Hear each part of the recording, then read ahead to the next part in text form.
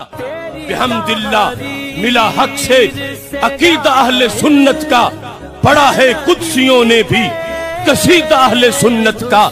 ज़मी है अहले सुन्नत की, ज़माना अहले सुन्नत का, बनाया रब ने जन्नत में ठिकाना अहले सुन्नत का। किसी की एड़ की जानिब नहीं उठती नजर अपनी, खुदा ने भर दिया इतना खजाना अहले सुन्नत का। अस्सलाम वालेकुम दोस्तों, अवां खे ख़बर आहे त अमर जलील जेका गुस्ताखी कई आहे उन सिलसिले में कुछ ॾींहं पहिरें फेसबुक जे पेज मिस्टर सिंधी ते हिकु वीडियो अपलोड कयो वियो, जंहिंमें हिकु मुहक़िक़ साहब निहायत दलीलनि सां साबित कयो त अमर जलील गुस्ताख न आहे। सभ खां पहिरें तव्हां अमर जलील जो उहो वीडियो ॾिसो, उन खां पोइ कंज़ुल उलमा डॉक्टर आसिफ अशरफ जलाली साहब जो जवाबु ॿुधो ऐं उन खां पोइ उन मुहक़िक़ साहब जे दलीलनि जो जाइज़ो वठंदासीं। हिकु दफ़े मूंसां खे मुंझाए विधो हो, खां पुछियो हुयुमि तो 1,24,000 नबी मोकिलिया आहिनि, उन्हनि में हिकु बि नबियाणी न आहे, तो ईअं छो कयो? जवाबु ॾियण बदिरां ख़ुदा हेॾा होॾा ॾिसणु लॻो। मूंखे ख़बर आहे तो ईअं छो कयो। मूं खेसि चयो तोखे माउ ऐं ममता जे बारे में का ख़बर ई कोन्हे। मूं ॾांहुं ॾिसंदे चयईं मूंसां गॾु रहंदे रहंदे तूं पाण खे ख़ुदा थो सम्झें? चयोमांसि मां ख़ुशि नसीबु आहियां जो ख़ुदा न आहियां। मूंखे हिकु माउ जनमु ॾिनो आहे, तंहिं करे मूंखे औरत जी अज़मत जी ख़बर आहे।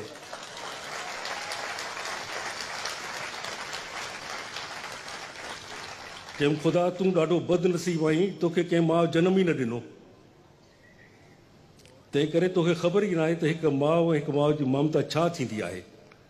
ख़बर हुजे आहे त 10-15 नबियाणियूं ज़रूरु मोकिले हा। तो हीअ दुनिया मर्दनि लाइ ठाही आहे, रावणनि ऐं राकासनि लाइ ठाही आहे। ख़ुदा चयो त हिकदमि औरत करे छॾिजांइ। चयोमांसि अहिड़ो कर न कजांइ, अहिड़ो कर न कजांइ। हिकदमि चयुमि मूंखे 4 घर वारियूं आहिनि। हिकदमि चयो अहिड़ो कर न कजांइ, मूंखे 4 घर वारियूं आहिनि ऐं 4 ॿाहिरि वारियूं आहिनि। मां औरत थी पयुसि त अज़दवा जी ज़िंदगी में ख़लल पवंदो, शरई मसइला पैदा थींदा ऐं इस्लामी जमहूरिया पाकिस्तान ख़ुदादाद जे आइन में तरमीम करणी पवंदी। ख़ुदा जो इहो वॾो गुण आहे जो ख़ुदा खे माउ न आहे। ख़ुदा जो इहो वॾो अवगुण आहे जो ख़ुदा खे माउ न आहे। हुनखे कंहिं बि न ॼणियो आहे। ख़ुदा जो हिकु ॿियो अवगुण ॾाढो दुखदायक आहे, जेको ॾुखु ईंदड़ आहे, अफ़सोसनाक आहे। सॼे जग जहान लाइ जोड़ा पैदा कयईं, झिरक लाइ झिरकी, शींहं लाइ शींहण ऐं माण्हुनि ऐं मिरुनि लाइ बि जोड़ा ख़लकिया अथई, पर पाण खे छड़ो छांड रखियो अथई। पंहिंजे लाइ मोनिस पैदा न कई अथई। छड़े छांड खे दुनिया शक जी निगाह सां ॾिसंदी आहे। माण्हू थी दुनिया में अचे हा त ख़ुदा खे रहण लाइ मसवाड़े ते जाइ न मिले हा।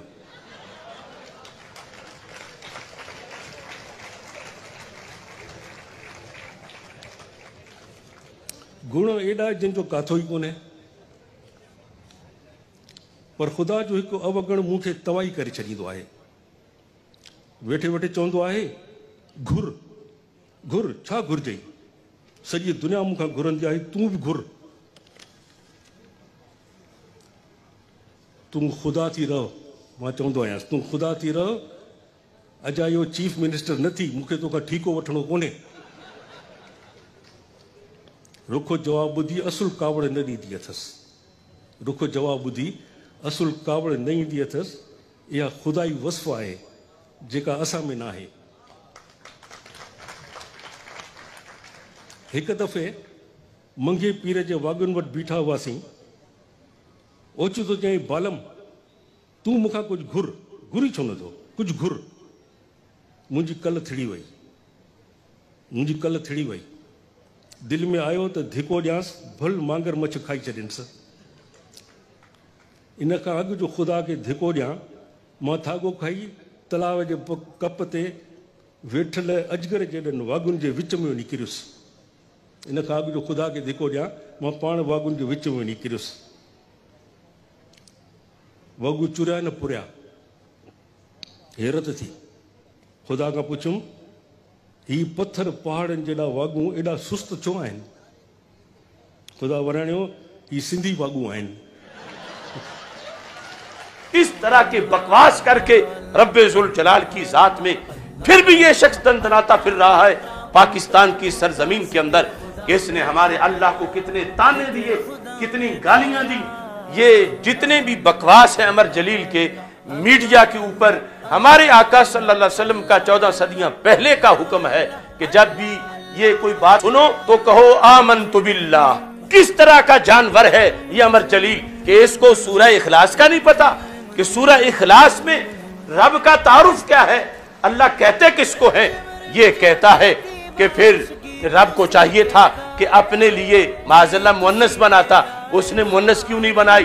तो अल्लाह फरमाता है वलम यकुल लहू कुफुवन अहद, उसके जोड़ का है ही कोई नहीं। वलम तकुल लहू साहिबा, जब ये कुरान कह रहा है तो ये अमर जलील इस हुक्म के मुकाबले में आगे रब्बे जुल जलाल का मसला बयान कर रहा है कि रब का ये मसला है कि उसकी बीवी नहीं है, और जो छड़ा छांड वो लोग उसको शक की निगाह से देखते हैं। माज़अल्लाह, ये कुफार के अंदर भी तसव्वुर नहीं कर सकते थे कि किसी काफिर मुल्क में कोई अबू जाल जैसा काफिर भी ऐसा कहता हो।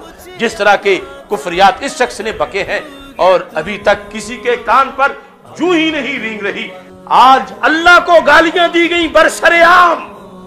कहां है वो पीराने तरीका, कहां है वो लोग लीडरशिप वाले, क्यों नहीं बोल रहे? अफसोस, जिस नामूस के लिए, अल्लाह की जिस शान के लिए मेरे आका हजरत मोहम्मद मुस्तफ़ा सल्लल्लाहु अलैहि वसल्लम ने फरमाया कि मैं ये चाहता हूं अल्लाह के दीन, अल्लाह की शान की सरबुलंदी के लिए उक़तालो, मुझे शहीद कर दिया जाए, सुम्मा उहया, फिर मुझे जिंदा किया जाए, सुम्मा उक़तालो, फिर मुझे शहीद कर दिया जाए, सुम्मा उहया, फिर मुझे जिंदा किया जाए, सुम्मा उक़तालो, फिर मुझे शहीद कर दिया जाए। आज इस मुमलकत खुदादाद पाकिस्तान के अंदर अल्लाह को गालियां दी जा रही हैं।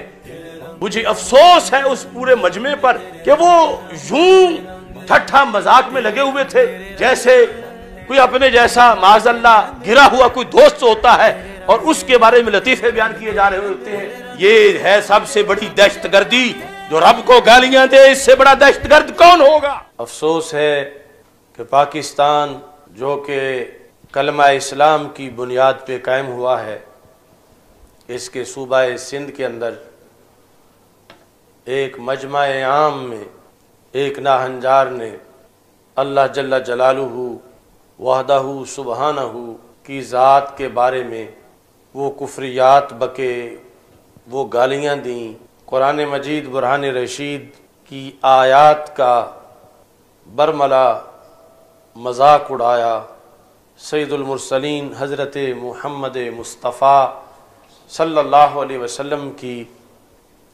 तालीमात के ख़िलाफ़ मुबैना तौर पर उसने जहर उगला, और लोग जो मजमा-ए आम में बैठे थे उसके तमाम बकवासों पर और तौहीनों पर माज़अल्लाह हंस रहे थे। ऐसे मौका पर जितने लोग वहाँ मौजूद थे वो कायल तो मलऊन करार पाया ही है, जो उसके साथ हंस हंस कर उसे दाद दे रहे थे और हंस कर उसके साथ तदहीक के इस मलऊन अमल में शरीक हो रहे थे, उन सब का ईमान भी तबाह बर्बाद हुआ। अफसोस ये है, ऐसा काम तो हमें किसी दारुल कुफर में भी बर्दाश्त नहीं। ये दारुल इस्लाम पाकिस्तान के अंदर ऐसा हुआ और अभी तक इस सिलसिला में कोई मुआखज़ा नहीं किया गया।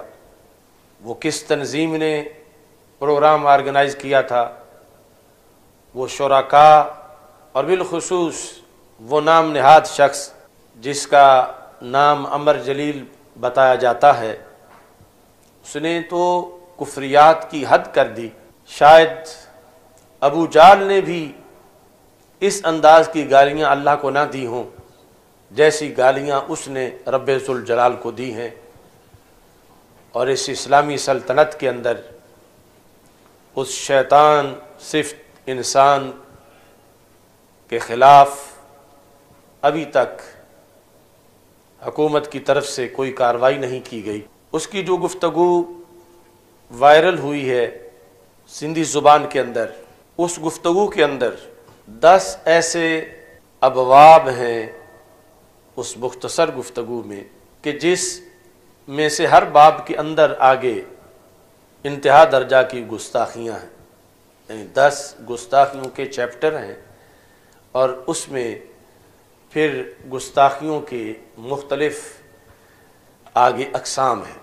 اس کے وہ ملعون کلمات اور کلمات کفر، نقل کفر، کفر نہ باشد کے اصول کے تحت چند الفاظ مجبوراً بولنے پڑیں گے کہ اس نے کہاں تک جسارت کی ہے، ورنہ پورے اس کے جو کلمات ہیں وہ زبان سے دہرائے نہیں جا سکتے کہ جس حد تک اس نے ذات باری تعالی کی توہین کی ہے اور جو وہاں موجود تھے لوگ ان کا اور اپنا ایمان برباد کیا ہے۔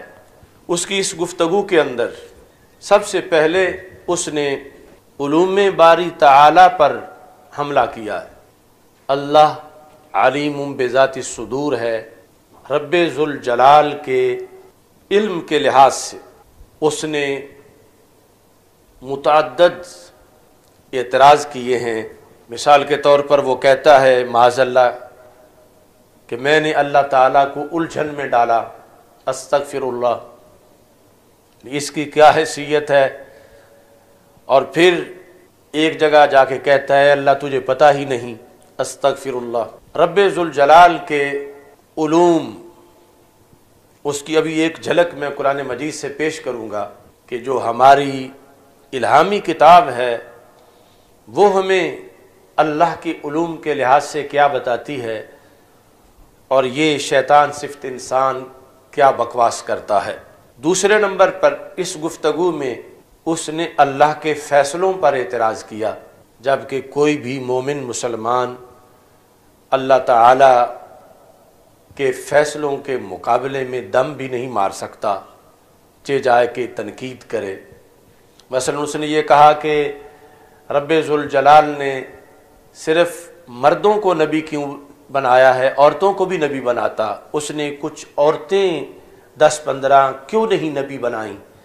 تو اس طرح کے وہ رب ذوالجلال پر، اس کے فیصلوں پر اعتراض کی اس نے جسارت کی، جو کہ کفر در کفر اور توہین در توہین ہے۔ تیسرے نمبر پر اس نے معاذ اللہ ثم معاذ اللہ اپنے آپ کو رب ذوالجلال سے افضل قرار دیا۔ اس نے یہ بکواس کی کہ اللہ تعالیٰ کو ماں اور ممتا کا معاذ اللہ پتہ نہیں، چونکہ اسے کسی ماں نے جنم نہیں دیا اور مجھے ماں نے جنم دیا ہے، میں جانتا ہوں کہ ماں کیا ہوتی ہے اور ممتا کیا ہوتی ہے معاذ اللہ۔ تو اس طرح اس انداز میں رب ذوالجلال میں اس نے معاذ اللہ ایک نقص بیان کرنے کی کوشش کی، اپنی افضلیت کی طرف واضح لفظوں میں اس نے الفاظ بولے اور ساتھ یہ بھی کہا کہ اللہ کہتا ہے کہ تم مجھ سے مانگو تو میں اللہ سے نہیں مانگوں گا، میں کوئی اللہ جو ہے وہ خدا خدا بن کے رہے، وہ چیف منسٹر نہ بنے، میں نے کوئی اس سے ٹھیکے لینے ہیں، استغفر اللہ۔ اس طرح کے جملے اس نے بکواس کیے۔ چوتھے نمبر پر اس نے رب ذوالجلال کو ننگی گالیاں دی، جس میں اس کا یہ لفظ ہے کہ وہ کہتا ہے اے خدا، معاذ اللہ کہتا ہے تو بد نصیب ہے۔ تو رب ذوالجلال کے لحاظ سے اس نے یہ لفظ بولے، پھر کہتا ہے تجھے پتہ ہی نہیں، اور پھر جس مقام پر یہ جا کے بیان کرتا ہے کہ اللہ جو ہے وہ سنگل ہے، یعنی چھڑا چھانڈ ہے، اللہ کی بیوی نہیں، تو وہاں یہ کہتا ہے کہ جو اس طرح کہو لوگ تو اس کو شک کی نظر سے دیکھتے ہیں۔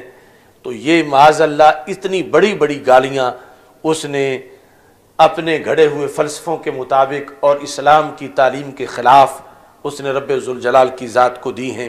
ऐसे ही 5वें नंबर पर उसने रब्बे ज़ुल जलाल की शान अक़दस में तनकीस यानी कमी के जो मुख्तलिफ़ अंदाज़ हैं बयान करते हुए उनको अपनाया है, जिसमें अपनी तरफ वो ये चीज़ ज़ाहिर करता रहा है कि मैं कहीं अफजल हूँ और कहता है मैं खुश नसीब हूँ कि मैं खुदा नहीं हूँ, और खुदा जो है वो माज़अल्लाह बदनसीब है, और ये कि अगर वो इंसान बन के आए तो उसको तो रहने के लिए किराए का मकान भी कोई नहीं देगा।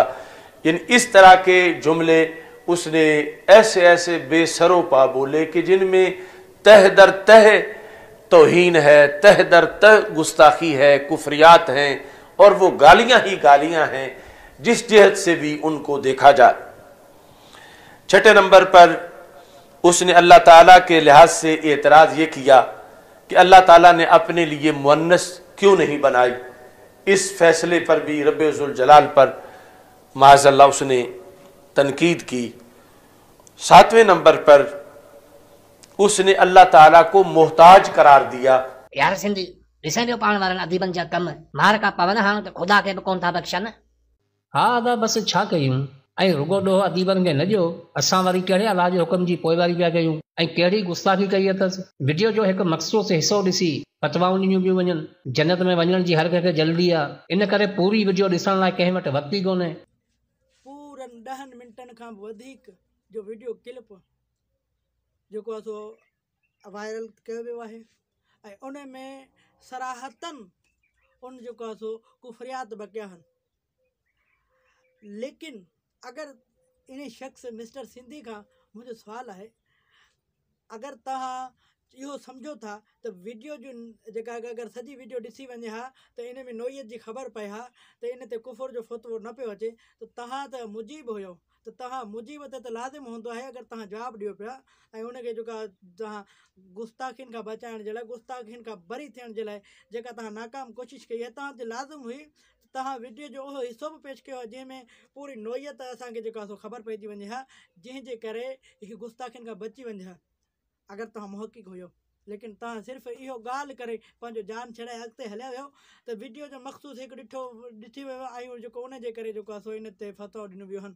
सभ खां पहिरीं ॻाल्हि त तव्हां इहो मूंखे ॿुधायो त तव्हां इहा जेका बदगुमानी कई आहे, तव्हां इहा जेका ॻाल्हि ग़लति कई आहे, त वीडियो जो हिकु हिसो ॾिठो वञे, तव्हांखे कहिड़ी ख़बर जन उलमा किरामनि जन मुफ़्तियुनि इन ते फतवो लॻायो आहे, उन्हनि जेको आहे सो वीडियो जो हिकु हिसो ॾिसी करे उहो इन ते फतवो लॻायो आहे।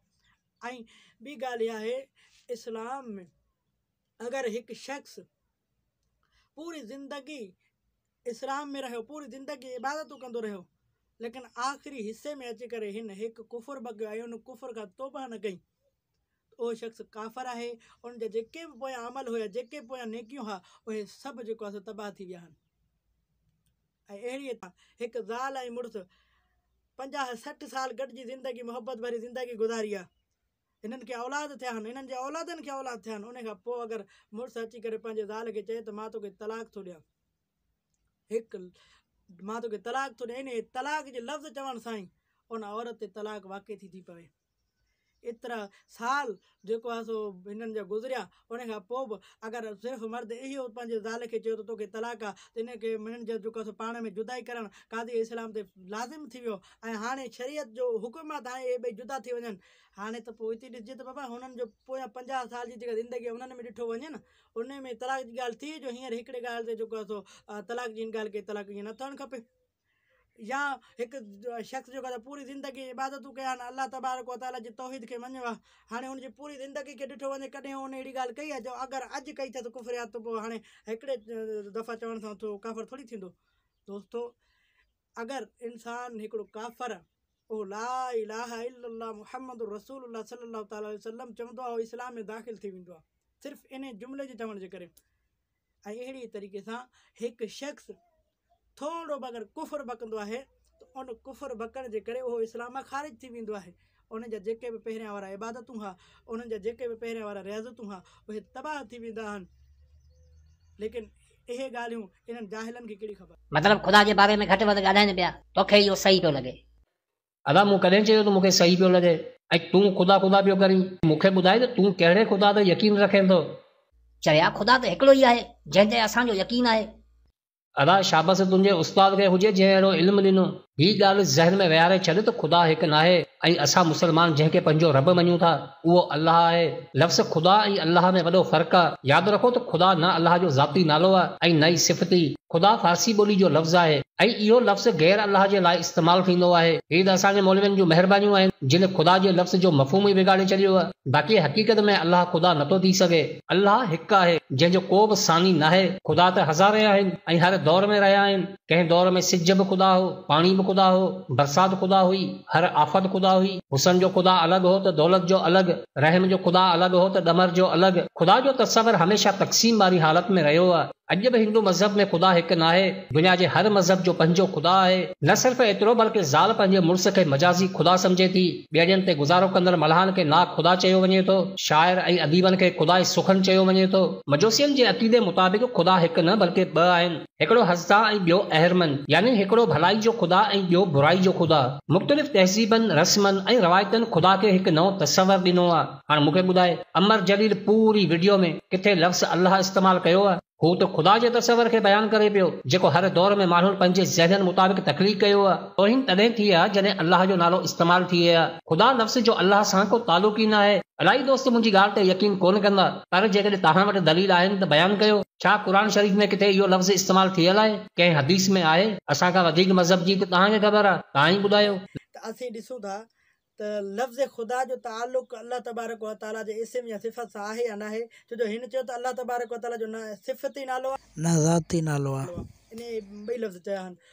उन खां पोइ जेको आहे सो छा इहो माना मौलवियुनि वरितो या ॿिए कंहिं वरितो आहे? सभिनी खां पहिरें तव्हां ॾिसो त किताबु आहे सिंधी का लुग़त।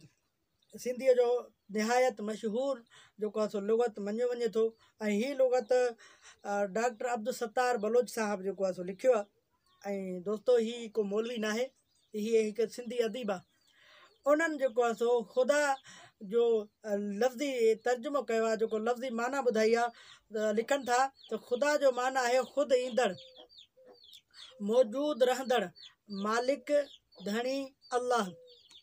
याने ख़ुदा जो मफ़हूम ऐं मतिलबु आहे जेका शइ ख़ुदि ईंदड़ हुजे, जेके केरु मोकिलींदड़ न हुजे ऐं जंहिंजो जेको मौजूदु बि हुजे ऐं जेको मालिक हुजे ऐं जेको धणी हुजे ऐं जेको अल्लाह हुजे, उनखे ख़ुदा चइबो आहे। हाणे मूंखे ॿुधायो त अब्दुल सत्तार केरु हुयो?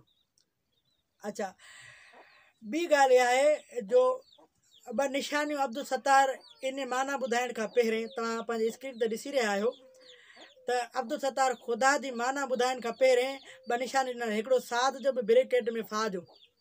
इन जो छा मतिलबु आहे? इन में शुरूअ हिन किताब सिंधी का जेको किताबु आहे इन जे शुरूअ में अब्दुल सत्तार साहिबु कुझु इशारा ॾिना आहिनि। उन में लिखियईं त माना हीअ जेके मां इशारा ॾींदुसि इन में मुराद इहो हूंदो। त इहो हाणे तव्हांजे स्क्रीन में अचे पियो, तव्हां ॾिसो पिया त साद मां मुराद आहे त इहो इस्म जेको आहे, इहो जेको लफ़्ज़ आहे इहो सिफ़त आहे ऐं फा मां मुराद इहो आहे इहो लफ़्ज़ फारसीअ जो वरितलु आहे, फारसी ॿोली जो लफ़्ज़ आहे ऐं फारसीअ में ख़ुदा अल्लाह खे चवनि था। हाणे मूंखे ॿुधायो अब्दुल सत्तार साहिबु केरु आहिनि? अच्छा, इन खां वधीक मोतबर हिकु मुस्तनद लुग़त जेको सिंध में सभिनी खां वधीक जंहिंजी प्रचार जेको मिस्टर सिंधी साहिब खे मां चवां थो त अगरि तो में हिमत आहे त तो हिन जेको सिंधी लुग़त में सभिनी खां जामे लुग़ात सिंधी जेको डॉक्टर नबी बख्श बलोच साहिबु लिखियो आहे, इन खां बहितर को तूं सिंधी में को लुग़त असांखे ॾेखार। सभिनी खां जामे माने सिंध में जेको मञियो वञे थो जेका मुस्तनद लुग़त आहे डॉक्टर नबी बख्श बलोच साहिब जी जेका लुग़तनि में सिंधी लुग़तनि में सभिनी खां बहितरीनु लुग़त आहे जामे सिंधी लुग़ात। उन में पाण फरमाइनि था ख़ुदा जी माना कंदे पाण शुरू में ब्रेकेट में फा लिखनि था ऐं फा मां मुराद आहे त फारसी जेको आहे सो ज़बान जो ई लफ़्ज़ आहे। पाण फरमाइनि था ख़ुदि, इन जी माना आहे ख़ुदि, यानी पाण आमदन यानी पाण अचण वारो, फारसी जो चए थो लफ़्ज़ यानी पाण अचण वारो। उन खां पोइ जेको आहे सिंधीअ में तर्जुमो कनि था त पाणे ईंदड़, ख़ुदि ईंदड़ ऐं मौजूदु रहंदड़, वाजिबुल वजूद, रब, परवरदिगार, महबूद, अल्लाह, खुदाबंद, मालिक, साहिब, आका। डॉक्टर नबी बख्श बलोच साहब लिखनि था। दोस्तो इहो बि सिंधी अदीब आहे, इहो को मौलवी न आहे, इहो को मुफ़्ती न आहे। हाणे दोस्तो मां एतिरनि मोतबर मुहक़िक़नि ऐं सिंधी अदीबनि जे लुग़तनि मां इन ॻाल्हि खे साबित कयो आहे त उहे ख़ुदा मां मुराद अल्लाह जी ज़ात वठनि था ऐं उहे चवनि था त ख़ुदा फ़ारसी लफ़्ज़ जो जेको आहे सो फ़ारसी ज़बान जो हिकु लफ़्ज़ आहे ऐं इन जो मतिलबु आहे अल्लाह। अल्लाह तबारक व ताला जो सिफ़ती नालो आहे। हिन जाहिल छा बयानु कयो आहे त अल्लाह तबारक व ताला जो ख़ुदा न सिफ़ती नालो आहे न हू जेको आहे सो ख़ुदि मां मुराद। अच्छा हिकु ॻाल्हि त इन इहा कई आहे त ख़ुदा अल्लाह तबारक व ताला जो नालो न आहे, इस्म न आहे, सिफ़त न आहे। पूरे हिन बयान में इहा हिन तासुर ॾिनी आहे त ख़ुदा मां मुराद हा मालिक हक़ीक़ी यानी अल्लाह तबारक व ताला जी ज़ात न आहे बल्कि ख़ुदा का ॿी शइ आहे। त अगरि इन इहा ख़ुदा खे ख़ुदा ऐं अल्लाह जे दरमियान हिकु अगरि हिन फ़र्क़ु बयानु कयो आहे त इन ते लाज़िम हुयो त इहो बि त बयानु करे हा त ख़ुदा चइबो छा आहे, ख़ुदा आहे छा। अगरि ख़ुदा अल्लाह न आहे त पोइ ॿी जेका शइ आहे ख़ुदा जंहिंखे तूं ख़ुदा थो चवीं, जेका तुंहिंजे नज़रिए में ख़ुदा आहे उनजो सही मफ़हूम छा आहे। अगरि मौलविन ख़ुदा जे मफ़हूम खे बिगाड़ियो आहे त पोइ तो ते इहो लाज़िम हो अगरि तूं जवाबु ॾीं पियो, जवाबु ॾियण जी जेका तूं जाहिल जुरत कई आहे न त पोइ तोखे ख़ुदा जी सही मफ़हूम जेको आहे किताबनि मां वाज़े करणु खपे हा। तो छो उनजी वज़ाहत कोन कई आहे। टीं ॻाल्हि त इन ॻाल्हि जेको आहे सो त हिन चयो अथव क़ुर में बि ख़ुदा अल्लाह ताला खे न चयो वियो, हदीस में बि न चयो वियो, कंहिं सहाबी रसूल बि न आहे। दोस्तो हिन पाण इन ॻाल्हि जो एतिराफ़ कयो आहे त लफ़्ज़ ख़ुदा फ़ारसी ज़बान आहे ऐं असां जेके मुहक़िक़नि खां तव्हां मुहक़िक़नि जे लुग़तनि मां मुहक़िक़नि जे कौलनि मां जेको असां तव्हांखे साबित कयो आहे उन मुहक़िक़नि बि चयो आहे त लफ़्ज़ ख़ुदा इहो फ़ारसी ज़बान जो लफ़्ज़ आहे ऐं क़ुर हदीस अरबी में आहिनि, इहे फ़ारसीअ में न आहिनि। अगरि क़ुर हदीस फ़ारसीअ में हुजनि हा ऐं उन खां पोइ ख़ुदा लफ़्ज़ अल्लाह जे लाइ इस्तेमालु न थिए हा पोइ इन जो इहो एतिराज़ ठहे हा। बाक़ी हींअर इन एतिराज़ जो का गुंजाइश ई कान्हे। दोस्तो टीं ॻाल्हि इन इहा कई आहे त हिकु त हिन चयो आहे त ख़ुदा जेको आहे सो अल्लाह ऐं ख़ुदा में फ़र्क़ु आहे त हिन ते ज़रूरी हुयो त हीअ जेका तसवुर ख़ुदा जी हिन जे ज़हन में आयो उनजी तारीफ़ करे हा, उहो कंहिं मुस्तनद हवालनि सां किताबनि मां जेको आहे मुहक़िक़नि खां ई साबित करे हा।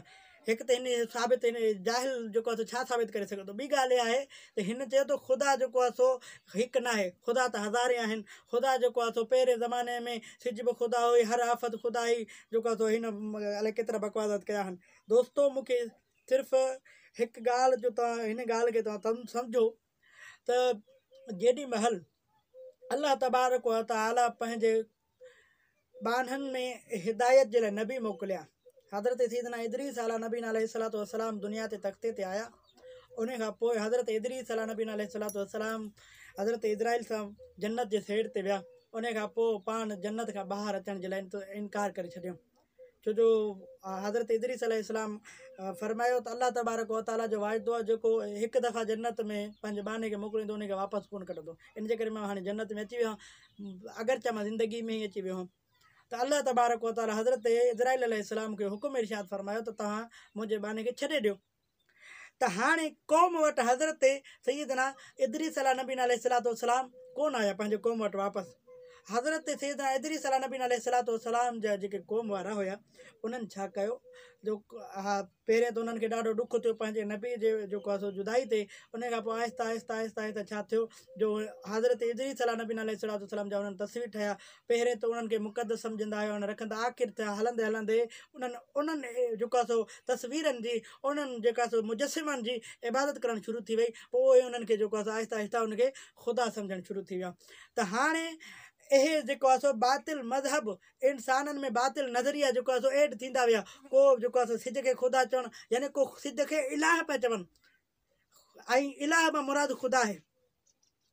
सिज जी इबादत पिया कनि, बाह जी इबादत पिया कनि, ऐं अहिड़ीअ तरीक़े सां हू केरु गऊं जी इबादत पियो करे, केरु जंहिं शइ खे पंहिंजो इलाह पियो सम्झे, पंहिंजो अलाह पियो सम्झे ऐं उनजी इबादत पियो करे। दोस्तो अदीज़ो, उन्हनि अगरि उहे एतिरा बि जाहिल हुया जेको अलाह तबारक व ताला खे छॾे बुतनि खे पंहिंजो ख़ुदा मञणु लॻा, पंहिंजो अलाह मञणु लॻा, लेकिन ही उन्हनि खां बि जाहिल आहे जो हू अगरि चा हुननि खे अलाह सम्झंदा हुया, हुननि जी इबादत कंदा हुया, लेकिन उन्हनि इहो फ़र्क़ु न कयो त अलाह हिकु आहे, उहो जेको आहे सो अलाह हाणे हीअ असांजो ख़ुदा आहे।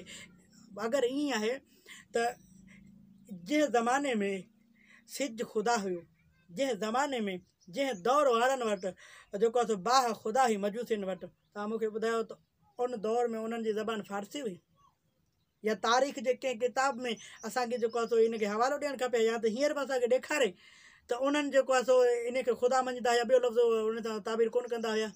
इन इहा ॻाल्हि बि कई आहे त फिरौन ऐं शद्दाद ख़ुदाई जो दावा कयो आहे। मां इन मुहक़िक़ साहिब खां पुछां थो त मूंखे इहो ॿुधायो त फिरौन ऐं शद्दाद कहिड़े क़ौम मां हुया, छा उहे फ़ारसी हुया? कंहिं बि तारीख़ जे किताब मां मूंखे साबित करे ॾेखारियो त फिरौन ऐं शद्दाद फ़ारसी हुया। अगरि उहे फ़ारसी न हुया त पोइ मूंखे ॿुधायो त इन्हनि ख़ुदा जो दावो कीअं कयो, हालांकि लफ़्ज़ ख़ुदा इहो फ़ारसीअ जो लफ़्ज़ आहे, या को अहिड़ो मूंखे लफ़्ज़ उन्हनि जो ॿुधायो जंहिंजो जेको आहे सो माना ख़ुदा ते अचे, छो जो ख़ुदा जो त हिकिड़ो ज़ात जेको तो मञियो आहे, त हाणे उन ख़ुदा जी तूं डेफिनेशन त कर, उनजी तारीफ़ वस्फ़ त ॿुधाए त ख़ुदा चइबो छा खे आहे? बसि ख़ुदा अलॻि आहे, अलाह अलॻि आहे, त पोइ तूं जेको आहे सो हिकु त तो मुहक़िक़नि जी ॻाल्हि खे रद्द कयो आहे, ऐं माज़अल्लाह तो मौलवियुनि ते इल्ज़ाम लॻायो आहे, तो चयो आहे त मौलवियुनि इन जेको आहे सो मफ़हूम खे बिगाड़ी आहे, हालांकि मफ़हूम त इहो इन्हनि मुहक़िक़नि बयानु कयो आहे, सिंधी अदीबनि बयानु कयो आहे। जेकॾहिं असांजी पाक किताब ऐं हदीसनि में इन लफ़्ज़ जो वजूद ई नथो मिले त पोइ छा तव्हां इन लफ़्ज़ खे अलाह सां जोड़े अलाह जी तौहीन न पिया कयो? बनी इसराइल 110 अल्लाह फरमाए थो, चओ त अलाह खे अलाह ई पुकारींदसि या रहमान। एराफ़ 180 अल्लाह फरमाए थो, अहिड़नि माण्हुनि सां तालुक़ न रखो जेके अलाह जे नाले में इज़ाफ़त कनि था, उहे सज़ा जा हक़दार आहिनि। छा अलाह या क़ुर शरीफ़ जी तौहीन ते कंहिंखे क़त्ल करण जो हक़ असांखे आहे? अलाह फरमाए थो, इन्न नहनु नज़्ज़लना ज़िक्र व इन्ना लहू हाफ़िज़ून, बेशक असां ई क़ुर खे नाज़िल कयो आहे ऐं असां ख़ुदि इन जी हिफ़ाज़त कंदासीं। छा असां इन हुकम जी पोइवारी कई? ऐं हिन जेका आयत करीमा पेश कई आहे सिपारे 15 सूरत बनी इसराइल जी आयत नंबर 110, जंहिंमें अल्लाह तबारक व ताला इरशाद फरमायो, उलिदुल्लाह अविदुर रहमान अय्यमा तदउ फलहु अस्माउल हुस्ना,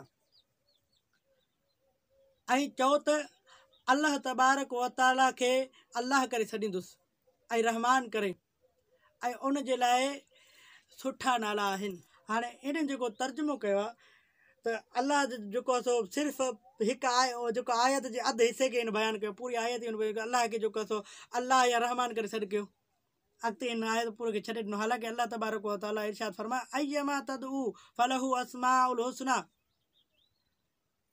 अल्लाह तबारक व ताला खे उनजे सुठनि नालनि सां सॾु कयो। लेकिन हिन आयत जो हिकु जेको आहे सो सिर्फ़ु हिकु हिसो बयानु करे ऐं उन खां पोइ उनजो बि तर्जुमो ग़लति कयो आहे, उन में इन तासुर ॾिनो आहे त यानी अल्लाह खे अल्लाह ऐं रहमान खां अलावा ॿिए नाले सां सॾे ई कोन थो सघिजे थियो। हीअ जेका आयत करीमा जी जेको हुन तर्जुमो ॿुधायो, अल्लाह तबारक व ताला सूरह आराफ़ सिपारा 7 जे आयत नंबर 180 में इरशाद फरमायो आहे, वलिल्लाहिल अस्माउल हुस्ना फदऊहु बिहा, अल्लाह तबारक व ताला जा सुठा नाला आहिनि, त तव्हां उन्हनि अल्लाह तबारक व ताला जे उन नालनि सां अल्लाह तबारक व ताला खे पुकारियो।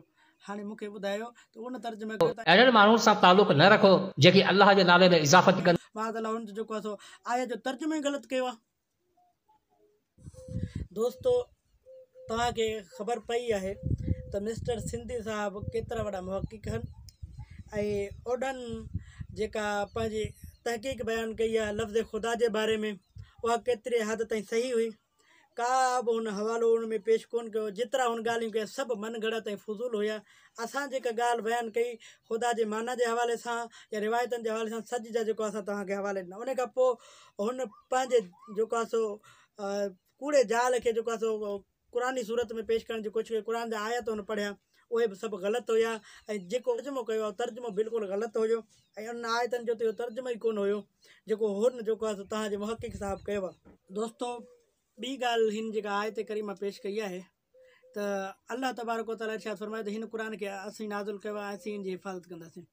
हाणे मूंखे ॿुधायो त इन में ही दलील थो पकड़े त मतिलबु केरु क़ुर जी तौहीन करे या ख़ुदा यानी अल्लाह ताला जी मतिलबु अगरि तौहीन करे त पोइ असां जेको आहे असांखे को हुकुम न आहे त असां उनखे रोकण जी कयूं या उनखे उन बुराई खां बचायूं, छो जो अल्लाह तबारक व ताला पाण हिफ़ाज़त कंदो।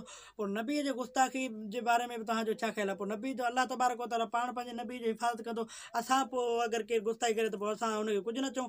पोइ हिन हदीस पाक जो छा मफ़हूम आहे? हुज़ूर सल्लल्लाहु अलैहि वसल्लम फरमायो मन सब नबीयन फ़क़्तुलूहु, तव्हां में केरु बि अगरि नबी जी गुस्ताखी करे नबी जे बारे में बकवास करे त उनखे ओॾी महिल क़तल कयो।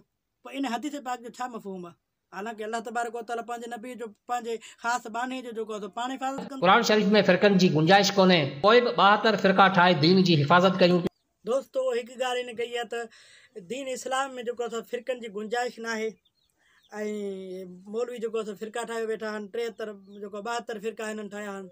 सभिनी खां पहिरें त दीन में फ़िरक़नि जी गुंजाइश न आहे ऐं दीन में फ़िरक़ा ठही नथा सघनि, फ़िरक़ा थी कोन था सघनि। क़ुर हदीस में इहो साबित कयो त क़ुर जेको आहे दीन में फ़िरक़ा नथा थी सघनि। ठीकु आहे, हाणे इहो इनखे जेको आहे इन मौक़िक़ साहिब खे घुरिज आहे त इन जी तहक़ीक़ करे क़ुर या हदीस जेको आयत पेश करे हा, जंहिंमें ॿुधाए हा त क़ुर हदीस इन ॻाल्हि खां जेको आहे सो चयो वियो आहे त फ़िरक़ा न थींदा, लेकिन हिननि फ़िरक़ा ठाहिया आहिनि त पोइ जेको आहे सो हिन जी ॻाल्हि जेको मुस्तनद लॻे आहे। लेकिन हालांकि हदीस पाक में सियासता जे मोतबर तरीन किताब सुनन इब्न माजा शरीफ़ में हदीस पाक आहे त हुज़ूर सल्लल्लाहु ताला अलैहि वसल्लम इरशाद फरमायो त फ़र्रक़तिल यहूद अला 71 फ़िरक़तन व तफ़्तरिकु उम्मती अला 73 फ़िरक़ा, यानी यहूदिन में 71 फ़िरक़ा हुआ, मुंहिंजे उम्मत में 73 फ़िरक़ा थींदा। अल्लाह तबारक व ताला जो हबीब सल्लल्लाहु ताला अलैहि वसल्लम इरशाद फरमाए थो त मुंहिंजे उम्मत में 73 फ़िरक़ा थींदा।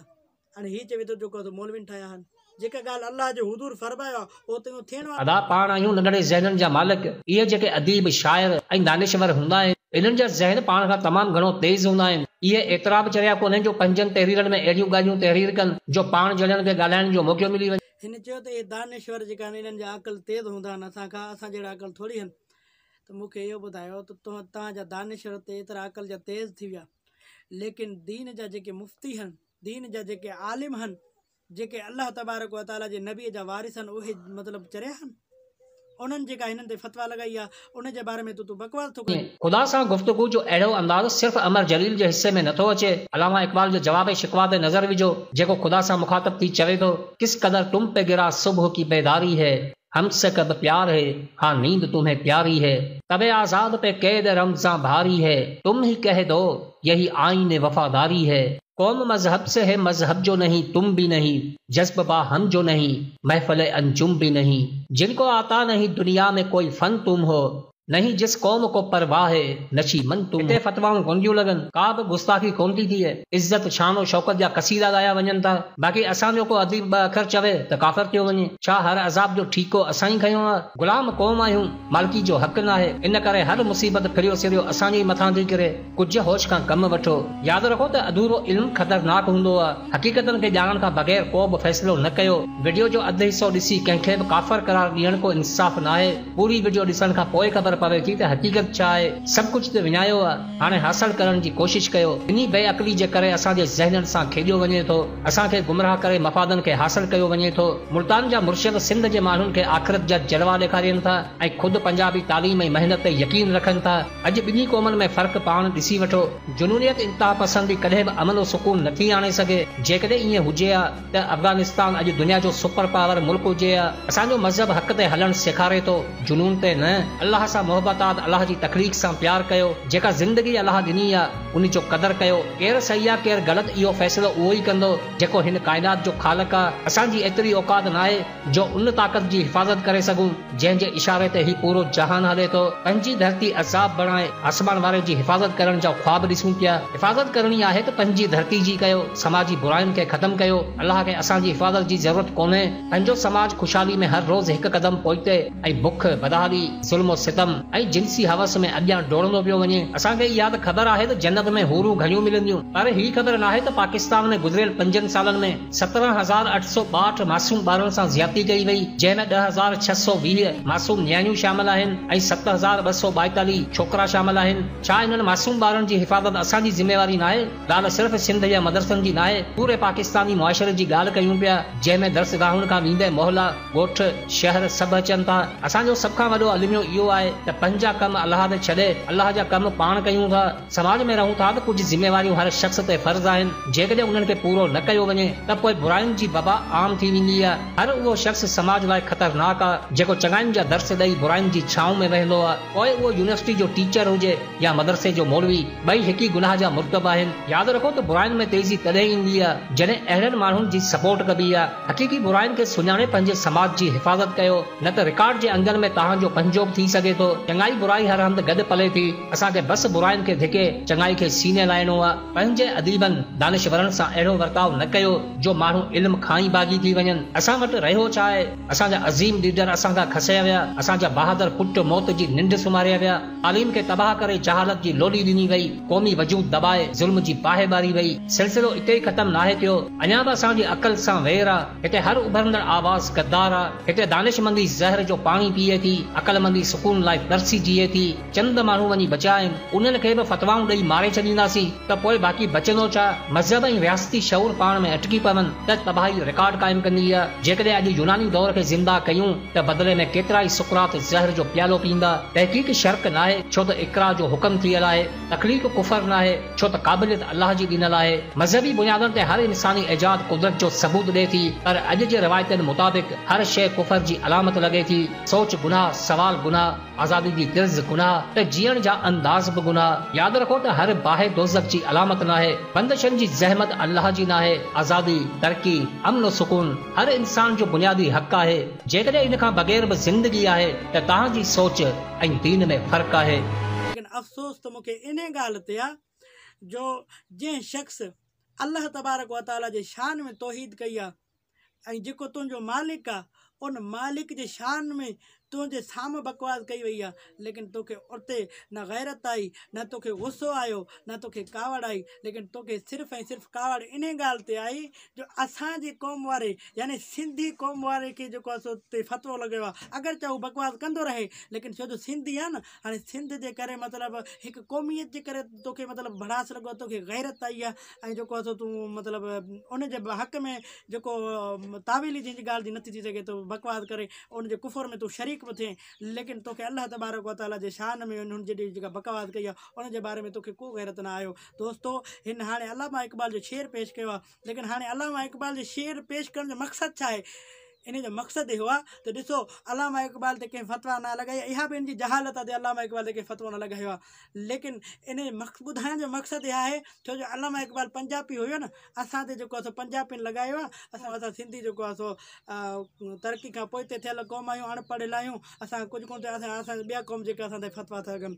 दोस्तो, इन ॻाल्हि जी वज़ाहत हुन पाण बि कई आहे त जेको आहे सो पंजाब जा जेके हुतां जा जेके मुर्शिद अचनि था असांखे जेको आहे सो चरियो था कनि, त पोइ दोस्तो अज़ीज़ो तव्हां इन ॻाल्हि जो अंदाज़ो लॻायो मां क़ौमियत छा आहे, क़ौमियत जो मक़सदु छा आहे। क़ौमियत जो सिर्फ़ु मक़सदु इहा आहे हिकु सुञाणप आहे त हीअ सिंधी आहे, हीअ पंजाबी आहे, ताकी सुञाणप थिए, लेकिन हिते क़ौमियत जे बिना ते क़तल कया था वञनि, क़ौमियत जे बिना ते हिक ॿिए खे बुरो भलो। हाणे हिन एॾी वॾी कुफरियातनि जो ते अमर जलील केतिरा वॾा कुफरियात बि कया आहिनि, उन खां बावजूद बि छो जो सिंधी आहे न, इन जे करे तोखे सिंधियुनि खे जेको आहे सो इहा ॻाल्हि बुरी लॻी आहे त जेको आहे सो असांजे सिंधी खे छो चयो वियो आहे। सिर्फ़ु क़ौमियत जे बिना ते तोखे जेको आहे सो तो आलिमनि ते तो माण्हुनि ते जेको आहे सो इल्ज़ामात लॻाया आहिनि। दोस्तो अज़ीज़ो, सभ खां पहिरीं ॻाल्हि ते आहे त अलामा इक़बाल जा जन आलिमनि ते कुफरियात पहुता आहिनि, उन्हनि कुफर जो फ़तवो लॻायो आहे। उन में अल्लामा ग़ुलाम रसूल सईदी साहिबनि, सईदी आला हज़रत रहमतुल्लाह ताला अलैह जा शहज़ादा मुस्तफ़ा रज़ा ख़ान साहिब आहिनि, लेकिन इहो मुंहिंजो मक़सदु न आहे, मां इन जे हवाले सां कोन थो, मां सिर्फ़ु इन जे जवाब ते ॻाल्हायां थो।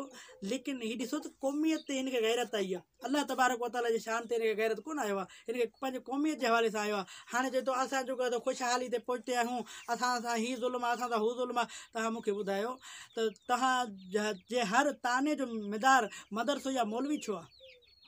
तव्हां ख़ुशहाली में पहुचा आहियो त मौलवीन तव्हांखे किथे रोकायो? तव्हां पाण सॼा ॾींहं होटलनि ते वेठा हूंदा आहियो, सॼा ॾींहं जेको आहे सो गुनाहनि जे अॾा तव्हां आबाद कया आहिनि। उन खां पोइ जेको आहे सो मौलवी घरनि में अची करे तव्हांखे राशन पुॼाए करे तव्हांखे जेको आहे सो ख़ुशहाल कंदा छा?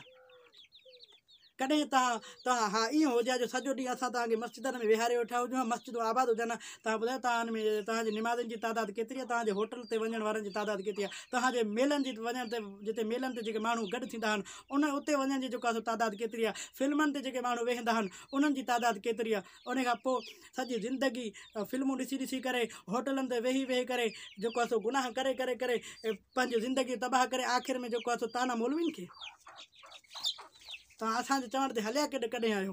दोस्तो, मुंहिंजो इन मुहक़िक़ साहब खां सुवालु आहे त तो सिंध जे तरक़ी या वतन अज़ीज़ पाकिस्तान जे तरक़ी जे लाइ मां न सिंधियुनि जो मुखालिफ़ आहियां न मां पंजाबियुनि जे, मां पूरे पाकिस्तान जे मुसलमान बल्कि पूरी दुनिया जे मुसलमाननि खे पंहिंजो भाउ सम्झंदो आहे। जेके आशिक़ रसूल आहिनि, जेके अल्लाह तबारक व तआला ऐं अल्लाह जे हबीब सां, छो जो अल्लाह जे हबीब इरशाद फरमाए अल हुब्बु लिल्लाह वल बुग़्दु लिल्लाह, अगरि तव्हां कंहिंसां मोहब्बत कयो त उहो बि अल्लाह तबारक व तआला जी रिज़ा जे करे कयो, अगरि कंहिंसां बुग़्द रखो त उहो बि अल्लाह तबारक व तआला जे रिज़ा जे करे। ऐं पूरी दुनिया में जेके मुसलमान आशिक़ रसूल आहिनि उन्हनि सां मुंहिंजी मोहब्बत आहे, उहे मुंहिंजा भाउ आहिनि ऐं उन्हनि सां जेका मुंहिंजी मोहब्बत आहे उहो लिल्लाहियत जे करे आहे, उहो अल्लाह तबारक व तआला जे रिज़ा जे करे आहे। ऐं जेके गुस्ताख़ रसूल आहिनि उहे चाहे इमाम दाढ़ी सां छो न हुजनि, लेकिन उन्हनि सां मुंहिंजी जेको उन जे पंहिंजे दिलि में उन्हनि जे कीनो रखंदो आहियां, छाकाणि जो इहो बुग़्द रखण बि अल्लाह तबारक व तआला जे करे आहे। मुंहिंजी का कंहिंसां दुश्मनी न आहे, न अल्लामा इक़बाल जेको असां मुंहिंजी दुश्मनी, न अमर जलील खे मां इन खां पहिरियों सुञाणियुमि पे, लेकिन इन जेका बकवासूं कया आहिनि इन ते जेको आहे सो अल्लाह तबारक व तआला जे शान उलूहियत जे हवाले सां इन जेॾी महिल बकवास कई आहे तॾहिं असांजो ज़बानूं खुलिया आहिनि। इन खां पहिरियों असां अमर जलील जो नालो कॾहिं वरितो आहे?